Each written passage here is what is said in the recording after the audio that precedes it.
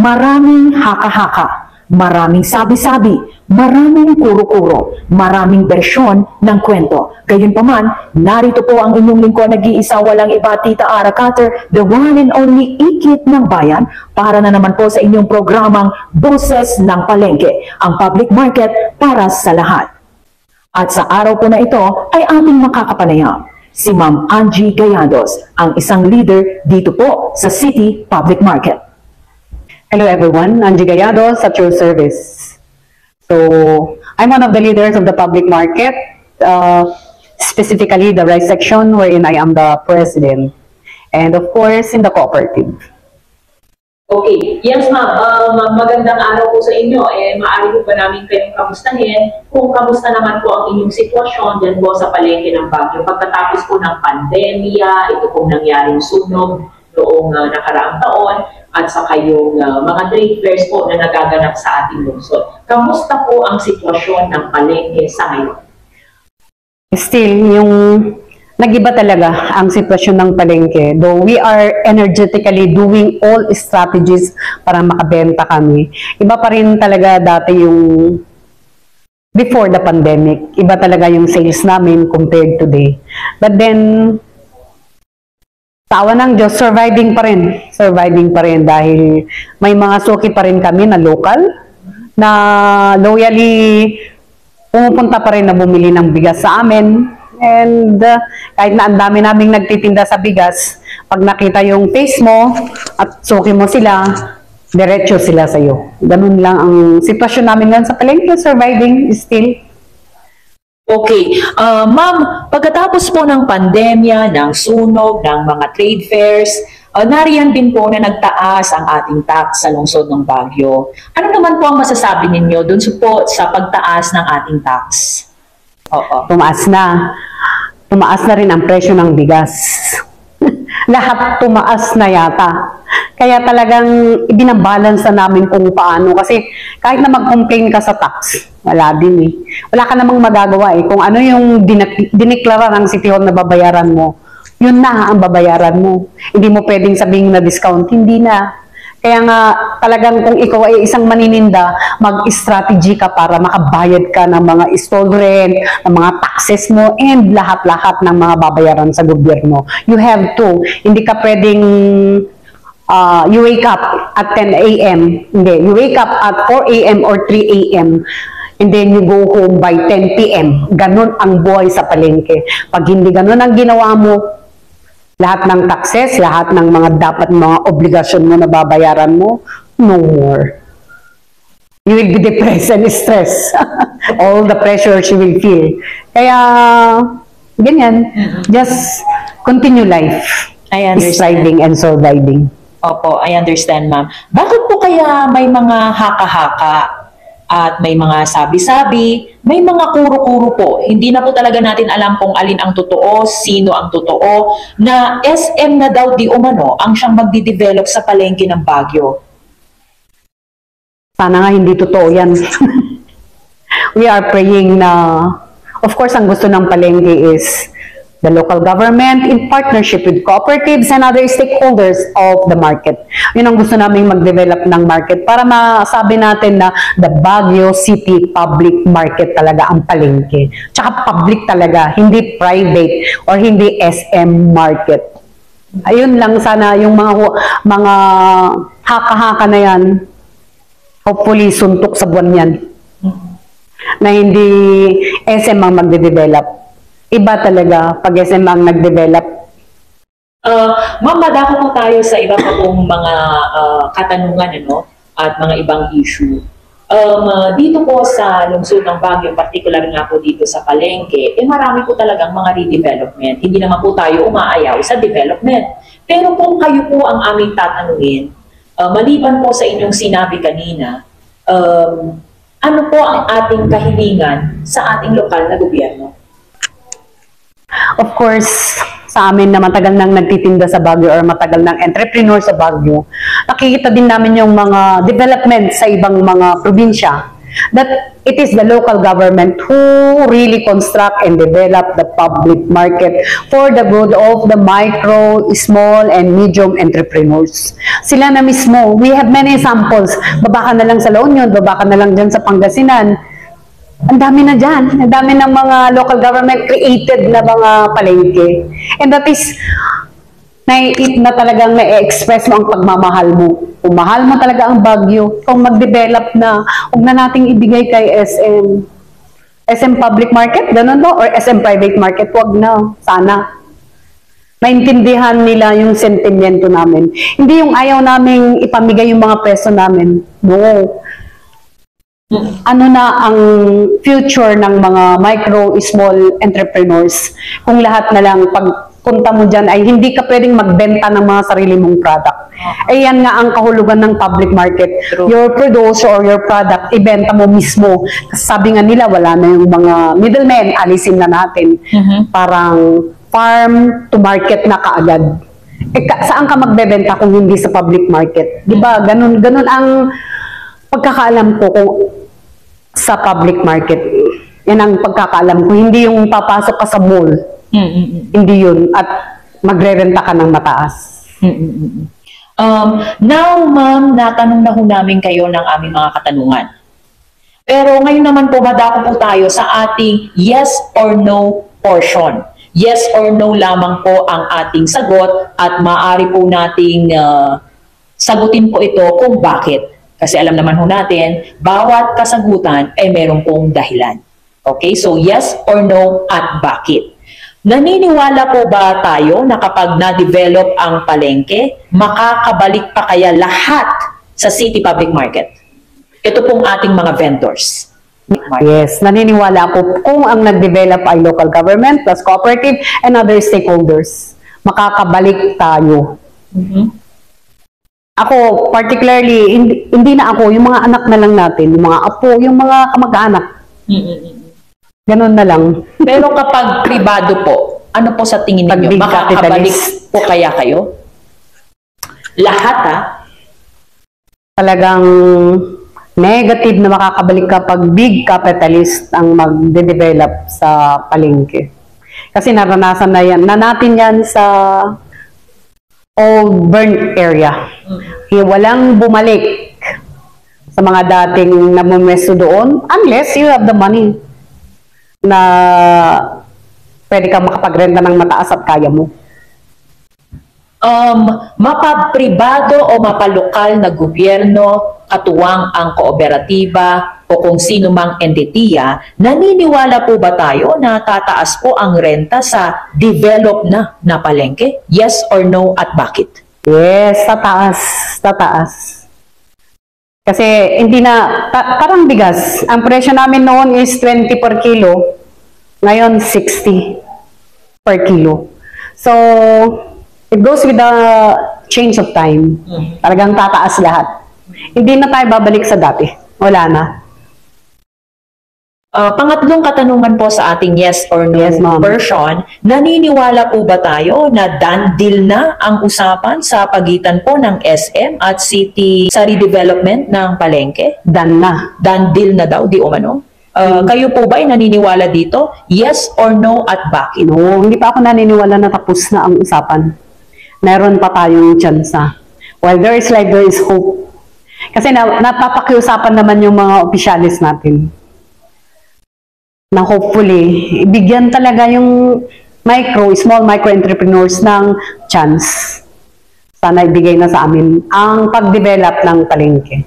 Or the local government. Pwede naman ang local government ang umutang. Pang-apat po na katanungan sa ating yes or no at bakit, naniniwala po ba tayo na legacy di umano ang pag-develop ng SM sa palengke ng Baguio at hindi profit? Yes or no at bakit? Nakakatawa yung pag-legacy. Pag sinabing legacy, mga negosyante yan, malalaking negosyante. Na kung may foundation man sila, ewan ko lang kung may SM foundation. Kung may foundation sila, doon nila ilalagay yung mga papamigay nila. But not in making business. Parang wala akong alam na ipapamigay. or hindi negosyo ang gagawin. Mas lalo pa at prime lot itong City Public Market. Naku, that is a big impossible. Hindi siya dreams na reality.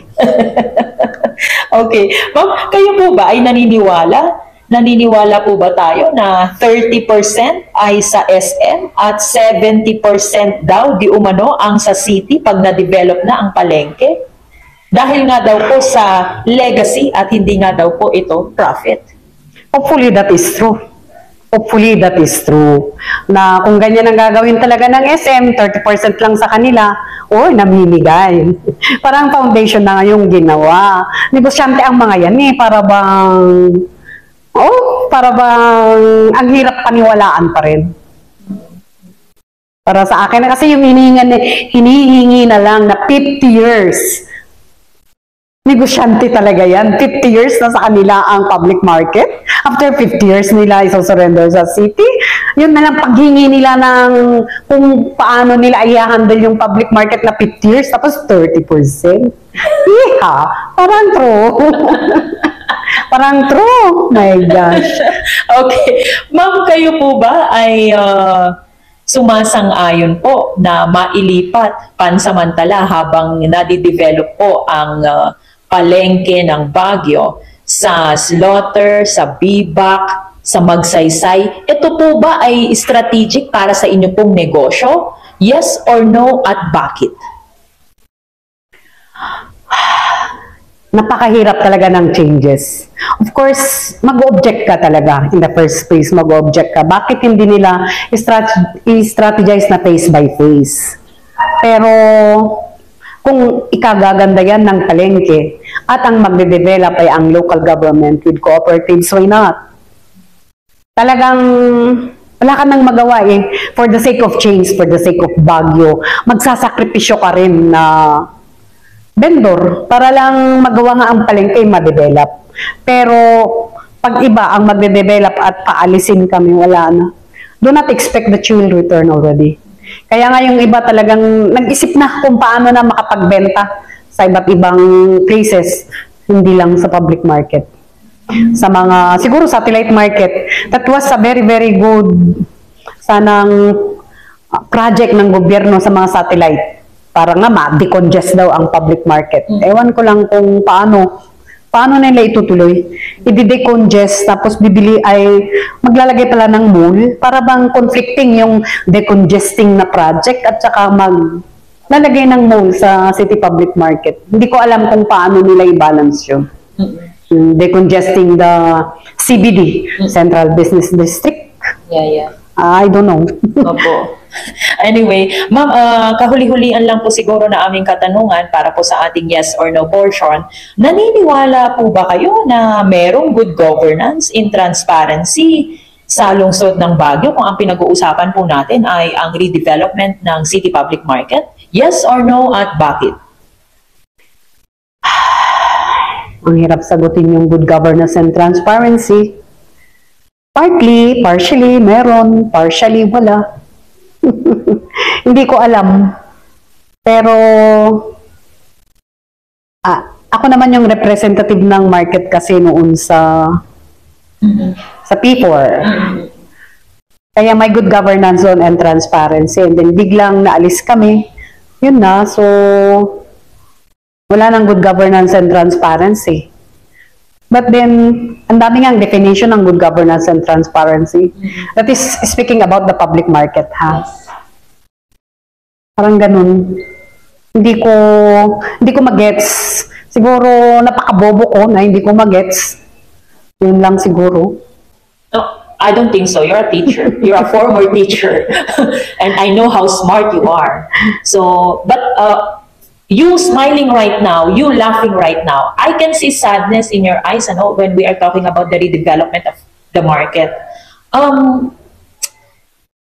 What is market to you now? Sa ngayon na kami pa, at saka public market pa, na talagang city pa ang nagmamanage. It is really a public market wherein we have the freedom na magbenta.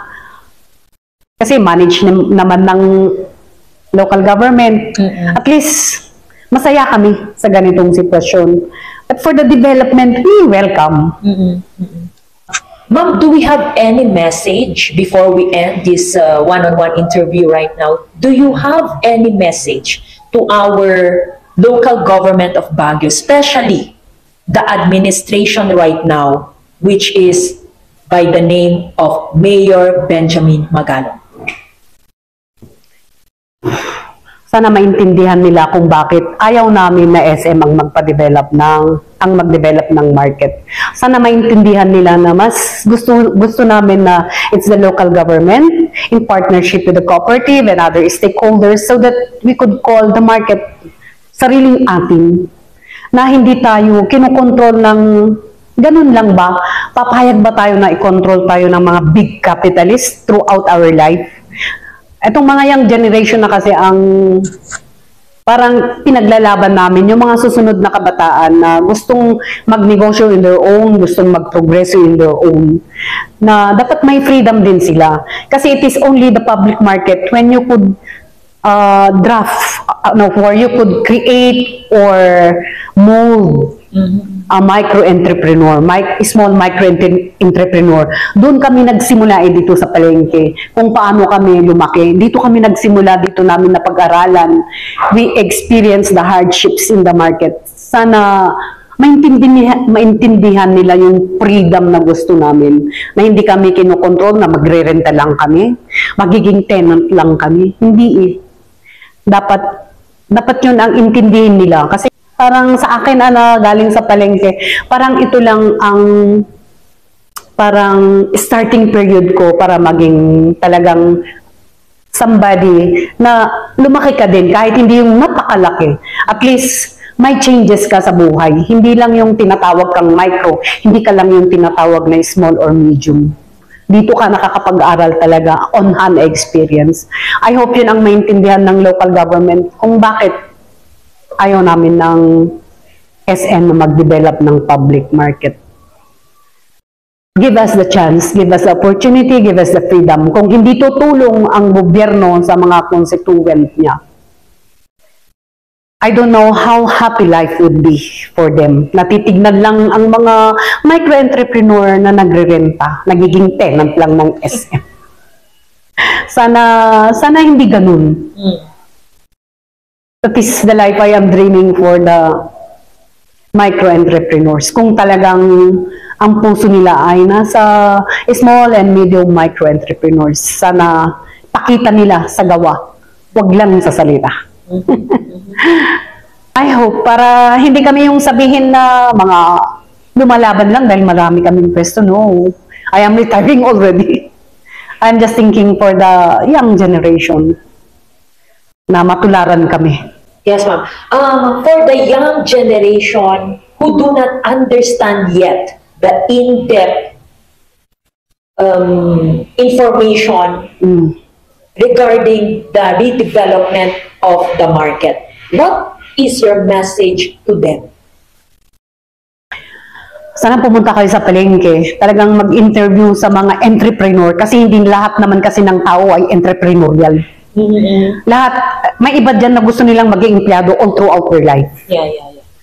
That is our difference. Talagang individual differences. Kaya, yung mga taong nagsasabing, bayaan mo, develop ng SM. I hope they understand what they are talking about. Punta kayo dito sa palengke, mag-interview talaga sa mga laki sa palengke.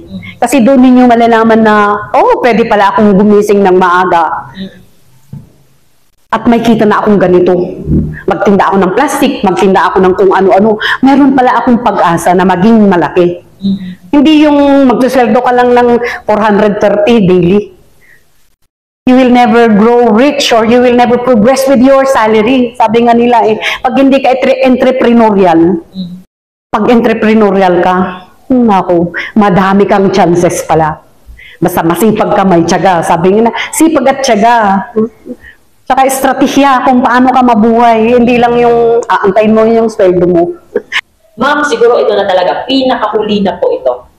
5 years from now, how do you see the city public market? I am very positive. So I'm 62 today, I'll be 67. 5 years from now, I would like to see the market na ang nandun pa rin at saka ang nagmamanage pa rin ay local government in partnership with the cooperatives. Yun ang gusto ko. Very positive pa rin ako na matutuloy na ang magpapadevelop ng public market ay partnership ng local government, cooperative, and other stakeholders of Baguio City. And Benguet, or the Cordillera. Huwag na lang SM, naku, very prime lot ito, huwag nating ibigay. Maawa kayo. Hopefully, that dream will turn into a reality. Thank you, ma'am. Yes, thank you also, Ma'am Vicky.